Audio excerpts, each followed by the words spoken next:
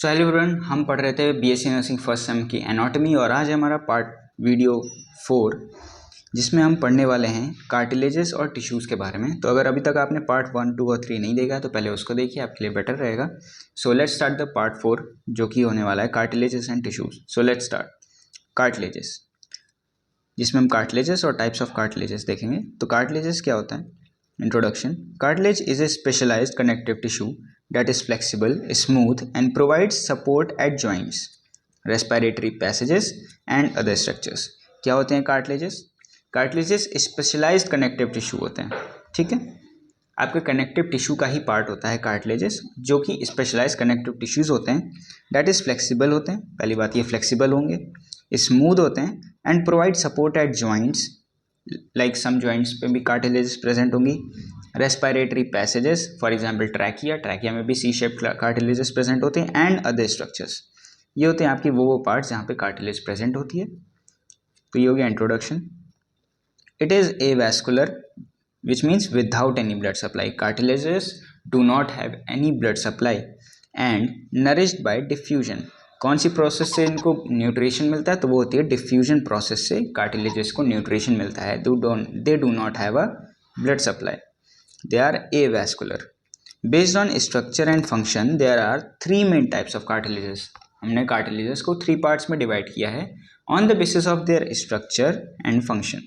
So let's see the types of cartilages. So the first one comes the hyaline cartilage. तो hyaline cartilage is the most common type of cartilage. ये जो है सबसे ज़्यादा पाई जाने वाली या most common cartilages हैं of the human body. Appears glassy bluish white under the microscope. कैसी दिखती है? अगर आप माइक्रोस्कोप के अंदर हाइलिन कार्टिलेज को स्टडी करोगे then they will seen glassy and bluish white under the microscope. Okay, now hyaline cartilages में अबंडेंट होते हैं क्या? Type 2 collagen fibres. Like most abundant form में क्या प्रेजेंट होता है? इसमें टाइप 2 कोलेजन फाइबर्स प्रेजेंट होते हैं। Plus it provides smooth surface for joint movement and resist compression। Plus ये किस चीज़ में हेल्प करते हैं? जो आपके जॉइंट्स होते हैं उनको स्मूथ सरफेस प्रोवाइड करवाता है, as well as it also reduces the compression को भी कम करता है, रिड्यूस करता है, स्मूथ सरफेस प्रोवाइड करवाता है। टाइप 2 कोलेजन फाइबर्स इसमें प्रेजेंट होते हैं and under the microscope it appears glassy and bluish. Okay, what are the examples of hyaline cartilage? The examples are articular cartilage of joints, costal cartilages which go from ribs to sternum, nose, trachea, bronchi, larynx, यहाँ पे भी आपके hyaline cartilage। epiphyseal growth plates developing bones में, जो आपके bone healing या bone development जब आप पढ़ोगे तो वहाँ पे epiphyseal growth plate के नाम पढ़ोगे, तो वहाँ पे भी जो आपकी hyaline cartilages होती हैं वो present होती हैं। Now coming to the second one is elastic cartilage। अब elastic cartilage क्या है और क्यों है? तो elastic cartilage का नेम elastic इसलिए क्योंकि इसमें elastic fibers प्रेजेंट होते हैं along with type 2 collagen। हमने type 2 collagen अभी hyaline cartilage में भी पढ़ा था। तो elastic cartilage जो होती हैं उनमें भी type 2 collagen प्रेजेंट होता है, बट इसमें elastic fibers भी प्रेजेंट होते हैं। It is yellowish, वो हमारी ग्लासी थी और ब्लूइश थी, ये हमारी येलोइश होती है। ये more flexible and resilient than hyaline cartilage, which means ये हाइलिन कार्टिलेज से ज़्यादा फ्लेक्सिबल होती है और ज़्यादा रेजिस्टेंस प्रोवाइड करती है, मतलब रेजिस्टेंस को कम करने में ये और ज़्यादा हेल्पफुल होती है। प्लस इसमें स्ट्रेंथ और इलास्टिसिटी दोनों होती है। It provides both strength and elasticity. अब इसके एग्जाम्पल्स क्या होंगे? एग्जाम्पल्स होते हैं इसके एक्सटर्नल ईयर या pinna, epiglottis and auditory Eustachian tube. Okay, year में प्रेजेंट होता है ट्यूब आपका, वहाँ पे भी आपकी इलास्टिक कार्टिलेज प्रेजेंट होती हैं। Now coming to the third part, third one is the fibrocartilages. अब फाइब्रो कार्टिलेज क्या होंगी? थोड़ी सी हार्ड हो सकती हैं ये। Contains dense bundle of type 1 collagen along with type 2 collagen. अभी तक हमने जो पढ़ा था उनमें टाइप 2 कोलेजन सिर्फ प्रेजेंट था, बट जो फाइब्रो कार्टिलेज होती हैं इनमें type 1 and type 2 both type of collagens are present. Plus dense bundle, मतलब कि बहुत पास पास प्रेजेंट होते हैं, डेंसली प्रेजेंट होते हैं। Toughest and strongest type of cartilage, these are the toughest and strongest cartilages. सबसे पहले हमने हाइलिन पढ़ी थी, हाइलिन थोड़ी सी इलास्टिक होती थी। उसके बाद हमने इलास्टिक कार्टिलेज पढ़ी जो हाइलिन से थोड़ी ज़्यादा इलास्टिक होती थी और फ्लेक्सिबल होती थी। But when we come to fibrocartilages, it is the toughest and strongest type of cartilage. Now it also functions as a shock absorber, resist compression and tension. ये shock absorber का भी काम करती है, मतलब अगर ये शॉक ज़रूरी नहीं इलेक्ट्रिसिटी शॉक, आप कोई मूवमेंट हुआ, कोई जर्की मूवमेंट हुआ तो उस टाइम ये आपके बोन्स का जो शॉक होता है या जो भी वाइब्रेशंस होती हैं उनको एब्जॉर्ब करती है।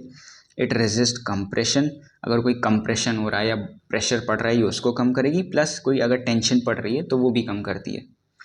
Unlike hyaline and elastic cartilages, fibrocartilage has no perichondrium. Perichondrium एक लेयर होती है, प्लेस होती है। तो जो बाकी दोनों हाइलिन और इलास्टिक कार्टिलेज होती हैं उनमें पेरिकॉन्ड्रियम होता है, but fibro cartilage do not have perichondrium. Now coming to examples, तो examples are intervertebral disc, pubic symphysis, menisci of knee joint and temporomandibular joint. तो इन सब के नाम आप देख लीजिएगा, पढ़ लीजिएगा, ये हो गए examples. So let's come to summary of cartilages, क्या क्या हमने पढ़ा अभी तक। सबसे पहले हमने पढ़ा था हाइलिन कार्टिलेज, जिसमें क्या था, टाइप 2 कोलेजन होते थे। क्या होती थी ये, स्मूथ होती हैं, फ्लेक्सिबल होती हैं, शॉक एब्जॉर्बिंग का काम ये भी करती हैं। एग्जाम्पल्स क्या थे, nose, trachea, joints and ribs. Now second coming to elastic, elastic में क्या था, elastic fibres plus type 2 collagen. ये फ्लेक्सिबल होती थी और इलास्टिक होती थी, even more than the hyaline cartilage. Examples ear, epiglottis, auditory tube जिसको यूस्टेशियन ट्यूब भी कहते हैं। Third one is fibrocartilage. तो फाइब्रो कार्टिलेज में टाइप 1 और टाइप 2 दोनों टाइप के कोलेजन फाइबर्स प्रेजेंट थे। ये स्ट्रॉन्ग होती हैं, कंप्रेशन रेसिस्ट करती हैं, शेयर और स्ट्रेस को भी कम करती हैं। एग्जाम्पल्स इसके होते हैं इंटरवर्टेब्रल डिस्क, प्यूबिक सिम्फाइसिस। ठीक है, ये हो गई हमारी कार्टिलेजेस। कार्टिलेज में बस इतना ही था। Now next coming to the tissues, जो हमारा दूसरा टॉपिक है आज का। तो बात करें अगर टिश्यूज़ की, तो हम टिश्यूज़ में पढ़ेंगे उन टिश्यूज़ और उनके types. So what is a tissue? Tissue means a group of cells that are similar in structure and work together to perform a particular function. तो group of cells, like some group of cells which are similar in structure, कुछ cells जो similar in structure हैं, दिखती है एक तरह से, and work together, जो एक साथ काम करती हैं to perform a particular function. ठीक है, दे आर सिमिलर, उनका स्ट्रक्चर सेम है, उनका फंक्शन सेम है, वर्क उनका सेम है, एंड परफॉर्म अ पर्टिकुलर, कोई पर्टिकुलर एक लिमिटेड वर्क परफॉर्म करती हैं, वो एक ही फंक्शन परफॉर्म करती हैं। उनको क्या, जब वो सारी ग्रुप्स ऑफ सेल्स मिलती हैं तो उनको हम टिश्यूज़ कहते हैं। ठीक है, जब एक तरह की जो स्ट्रक्चर में, फंक्शन में जो सेल सेम हो, जब उनका कलेक्शन होता है तो उनको हम टिश्यूज़ कहते हैं। Main types of tissues in human body, there are 4 basic types. जो टिश्यूज़ होते हैं उनके 4 बेसिक टाइप्स होते हैं। इसमें से फर्स्ट टाइप है आपका एपिथेलियल टिश्यू, जिसको हम कवरिंग टिश्यू भी कहते हैं। तो इसको कवरिंग टिश्यू क्यों कहते हैं? It covers the body surface and lines internal organs. पहली बात, ये जो आपके बॉडी सर्फेसेस होते हैं उनको कवर करता है, प्लस जो आपके इंटरनल ऑर्गन्स होते हैं उनकी लाइन का मतलब करना, उनको कवर करना है या उनके आसपास लेयर फॉर्म करना, ये भी होता है एपिथेलियल टिश्यू का काम। फंक्शंस क्या होते हैं इसके? Protection, absorption, secretion, excretion. मतलब कि जो भी प्रोटेक्शन, एब्सॉर्प्शन करना हो, अगर सिक्रीशन या एक्सक्रीट करना हो कोई पार्ट, टॉक्सिक सब्सटेंस, तो ये होता है एपिथेलियल टिश्यू का काम। Cells are tightly packed, very less space. जो एपिथेलियल टिश्यूज़ की सेल्स होती हैं वो टाइटली पैक्ड होती हैं, बहुत पास पास प्रेजेंट होती हैं। तो ये था तुम्हारा एपिथेलियल टिश्यू। ठीक है, क्या था? बॉडी सरफेस को कवर करता है, इंटरनल ऑर्गन्स को लाइन करता है। फंक्शन होता है protection, absorption, secretion, excretion. Cells tightly packed होते हैं, वेरी लेस स्पेस। अब टाइप्स पे आते हैं। तो सबसे पहले सिंपल एपिथेलियम, यानी कि सिंगल लेयर। तो उसमें आता है आपका सिंपल स्क्वामस, जिसमें आप फ्लैट होती हैं इसकी सेल्स। ठीक है, अगर उनकी सेल्स की बात करो तो फ्लैट सेल्स होंगी, एंड लाइनिंग ऑफ लंग्स और ब्लड वेसल्स में प्रेजेंट होता है आपका सिंपल स्क्वामस।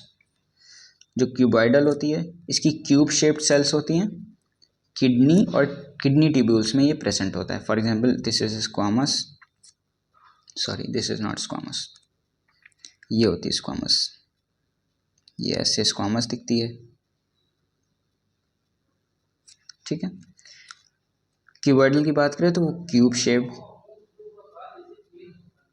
थोड़ा बड़ा। कॉलमनार सेल्स जो होती हैं, थर्ड पे आते हैं, कॉलमनार सेल्स टॉल होती हैं, फॉर एग्जाम्पल लाइक दिस।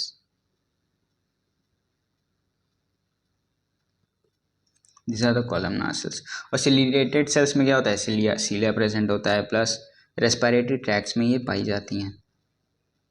जो कॉलमनार होती है वो टॉल होती है और इंटेस्टाइन में मिलती है। क्यूबॉइडल आपका क्यूब शेप्ड होगी, किडनी और ट्यूब्यूल्स में मिलेगी। और स्क्वामस आपका lining of lungs and blood vessels में मिलती है। और शेप कैसा होता है इनका, सेल्स का फ्लैट होता है, जो कि आपका फर्स्ट टाइप। सेकेंड टाइप है इसका स्ट्रेटिफाइड एपिथेलियम। अब स्ट्रेटिफाइड एपिथेलियम मल्टी लेयर होता है। जो सिंपल एपिथेलियम होता है वो सिंगल लेयर्ड होता है, बट जो ये स्ट्रेटिफाइड एपिथेलियम होता है ये मल्टीपल लेयर्ड या मैनी लेयर्स होती हैं इसमें। फॉर एग्जांपल स्किन, ईसोफेगस, यहाँ पे जो मिलते हैं ना वो आपके स्ट्रेटिफाइड एपिथेलियम होते हैं। तीसरा एक ग्लैंडुलर एपिथेलियम। अब नाम में ही ग्लैंडुलर है, ग्लैंड छुपा हुआ है, तो क्या करेंगे, ग्लैंड्स का फॉर्मेशन करते हैं और क्या करते हैं, ये हॉर्मोन्स और एंजाइम्स का सिक्रीशन करवाते हैं। तो ये था तुम्हारा एपिथेलियम टिश्यू। एपिथेलियम में हमने तीन पढ़ा, जिसमें से फर्स्ट में हमने 4 पढ़े। सबसे पहले सिंपल एपिथेलियम पढ़ा हमने, जिसमें स्क्वामस, क्यूबॉइडल, कॉलमनार और सिलिएटेड पढ़ा। देन स्ट्रेटिफाइड एपिथेलियम पढ़ा, जिसमें हमने ये पढ़ा कि वो मल्टीपल लेयर होता है, फॉर एग्जांपल स्किन और ईसोफेगस में प्रेजेंट होगा। थर्ड होता है ग्लैंडुलर, जो ग्लैंड्स का फॉर्मेशन करता है और हॉर्मोन्स और एंजाइम्स का सिक्रीशन करवाता है। After that we are going to study is connective tissue. Connective tissues को ज्वाइनिंग टिश्यू भी कहते हैं। It connects, support and binds different body parts. क्या क्या करेगा, कनेक्ट करेगा, सपोर्ट करता है and binds different parts of the body. It is the most abundant tissue in the body. अगर हम बात करें कि कौन सा टिश्यू सबसे अबंडेंट फॉर्म में बॉडी में प्रेजेंट होता है, तो वो होता है आपका कनेक्टिव टिश्यू, ठीक है, जिसका फंक्शन क्या है, connect, support and bind different parts. अब इसके टाइप्स की बात करते हैं। टाइप्स में सबसे पहला आता है आपका areolar tissue. It fills the space between organs. For example these are 2 organs. तो जो स्पेस फिलिंग का काम होता है ये होता है एरियोलर टिश्यू का। सेकेंड है आपका एडिपोज टिश्यू। एडिपोज टिश्यू क्या करता है, स्टोर्स फैट। कहाँ पे, अंडर द स्किन। अगर आप स्किन की, ये for example this is your skin, तो यहाँ पे जो फैट सेल्स होती है ना, इनका डिपोजिशन कराने का काम किसका होता है, एडिपोज टिश्यू का काम होता है ये।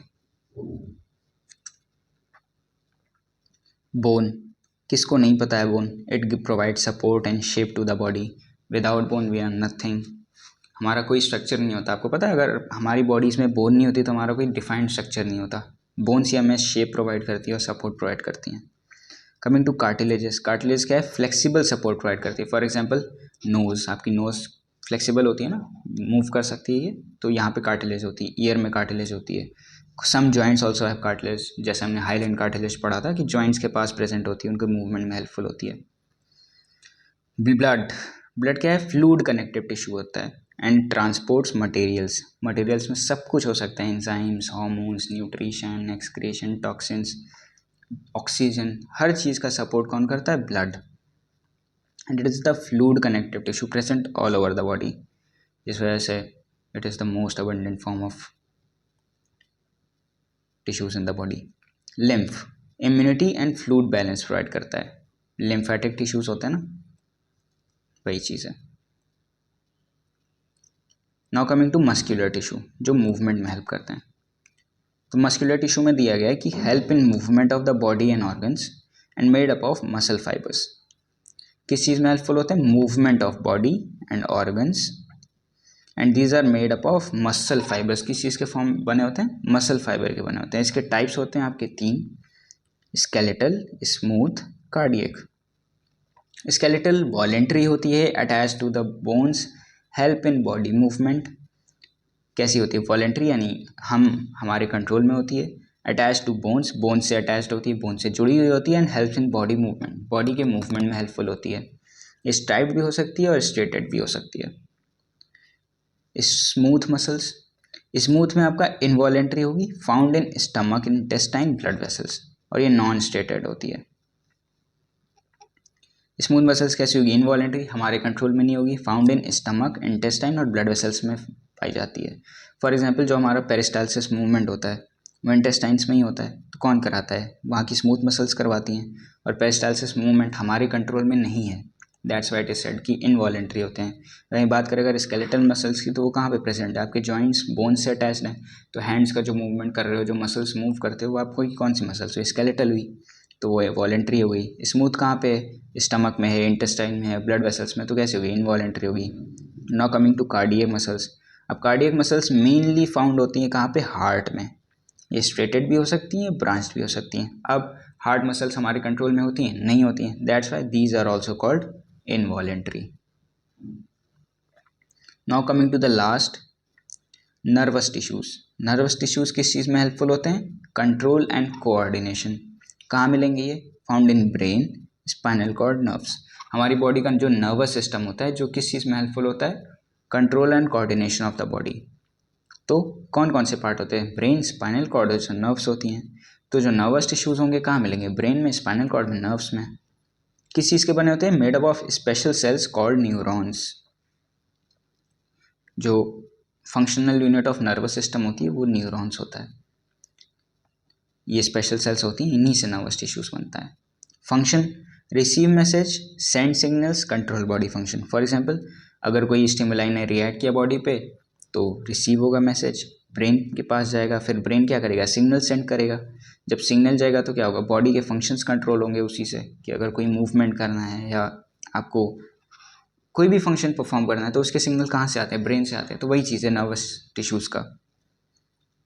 Now coming two types of tissues, summary की बात कर लेते हैं। सबसे पहले हमने एपिथेलियल पढ़ा। एपिथेलियल का काम क्या था? Protection, absorption, secretion and excretion. एक और हमने एक्सक्रीशन पढ़ा था। एग्जाम्पल स्किन, ग्लैंड्स, इंटेस्टाइन की lining. Second we studied about connective tissues. Connective में हमने सपोर्ट, ज्वाइनिंग, ट्रांसपोर्ट पढ़ा। Example bone, blood, cartilage, fats.